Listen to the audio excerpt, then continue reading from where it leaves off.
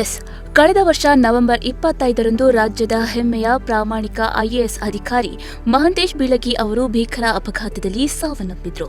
ಇವರು ಪ್ರಾಮಾಣಿಕ, ಕರ್ತವ್ಯನಿಷ್ಠೆ, ಜನರ ಕಾಳಜಿ, ಯುವಕರಿಗೆ ಸ್ಫೂರ್ತಿದಾಯಕರಾಗಿದ್ದವರು. ಆದರೆ ದುರಾದೃಷ್ಟವಶಾತ್ ಅಪಘಾತದಲ್ಲಿ ಸಾವನ್ನಪ್ಪಿದ್ದು ಇಡೀ ಕರುನಾಡು ಶೋಕ ಸಾಗರದಲ್ಲಿ ಮುಳುಗಿ ಹೋಗಿತ್ತು. ಇನ್ನು ಮಹಂತೇಶ್ ಬೀಳಗಿ ಅವರ ಕುಟುಂಬಕ್ಕೆ ಅನುಕಂಪದ ಆಧಾರದ ಮೇಲೆ ಸರ್ಕಾರಿ ಕೆಲಸ ಕೊಡಬೇಕೆಂಬ ಕೂಗು ಕೇಳಿ ಬಂದಿತ್ತು. ಅದರಂತೆ ಸರ್ಕಾರ ರಾಜ್ಯದ ಕೂಗಿಗೆ ಸ್ಪಂದಿಸಿ ಮಹಂತೇಶ್ ಬೀಳಗಿ ಅವರ ಕುಟುಂಬಕ್ಕೆ ಅನುಕಂಪದ ಆಧಾರದ ಮೇಲೆ ಕೆಲಸ ನೀಡಿ ಆದೇಶ ನೀಡಿದೆ. ಹಾಗಾದ್ರೆ ಮಹಂತೇಶ್ ಬೀಳಗಿ ಅವರ ಕುಟುಂಬದಲ್ಲಿ ಯಾರಿಗೆ ನೌಕರಿ ಕೊಟ್ಟಿದೆ, ಯಾವ ಇಲಾಖೆಯಲ್ಲಿ ಕೆಲಸ ಕೊಟ್ಟಿದೆ ಅನ್ನೋದನ್ನ ಡೀಟೇಲ್ ಆಗಿ ಹೇಳ್ತೀವಿ ನೋಡಿ. ಐಎಎಸ್ ಅಧಿಕಾರಿ ಮಹಂತೇಶ್ ಬೀಳಗಿ ಪುತ್ರಿಗೆ ಸರ್ಕಾರಿ ಕೆಲಸ.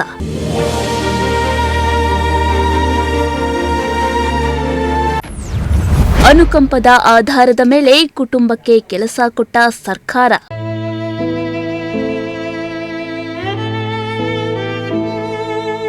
ರಾಜ್ಯದ ಹೆಮ್ಮೆಯ ದಕ್ಷ ಐಎಎಸ್ ಅಧಿಕಾರಿ ದಿವಂಗತ ಮಹಂತೇಶ್ ಬೀಳಗಿ ಅವರ ಕುಟುಂಬಕ್ಕೆ ಅನುಕಂಪದ ಆಧಾರದ ಮೇಲೆ ಸರ್ಕಾರಿ ಕೆಲಸ ಕೊಟ್ಟಿದ್ದು, ಮಹಂತೇಶ್ ಬೀಳಗಿ ಅವರ ಪುತ್ರಿ ಚೈತನ್ಯ ಮಹಂತೇಶ್ ಬೀಳಗಿ ಅವರಿಗೆ ಸರ್ಕಾರಿ ಕೆಲಸ ಕೊಡಲು ಇತ್ತೀಚೆಗೆ ನಡೆದ ಸಚಿವ ಸಂಪುಟದಲ್ಲಿ ಮಹತ್ವದ ತೀರ್ಮಾನ ಕೈಗೊಳ್ಳಲಾಗಿತ್ತು. ಅದರಂತೆ ಮಹಂತೇಶ್ ಬೀಳಗಿ ಅವರ ಪುತ್ರಿಗೆ ಸರ್ಕಾರಿ ಕೆಲಸ ಕೊಟ್ಟಿದ್ದು, ಇದೀಗ ಅಧಿಕೃತ ನೇಮಕಾತಿ ಆದೇಶವನ್ನ ನೀಡಿದ್ದು, ಸಿಎಂ ಸಿದ್ದರಾಮಯ್ಯ ಅವರೇ ನೇಮಕಾತಿ ಆದೇಶ ಪ್ರತಿಯನ್ನ ಇಂದು ಅವರ ಕುಟುಂಬಕ್ಕೆ ಹಸ್ತಾಂತರ ಮಾಡಿದ್ರು.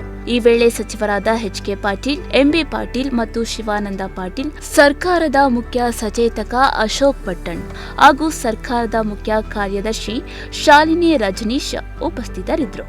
ಆದೇಶ ಪ್ರತಿ ಹಸ್ತಾಂತರದ ಬಳಿಕ ಅವರ ಕುಟುಂಬಕ್ಕೆ ಧೈರ್ಯ ತುಂಬಿದ್ರು.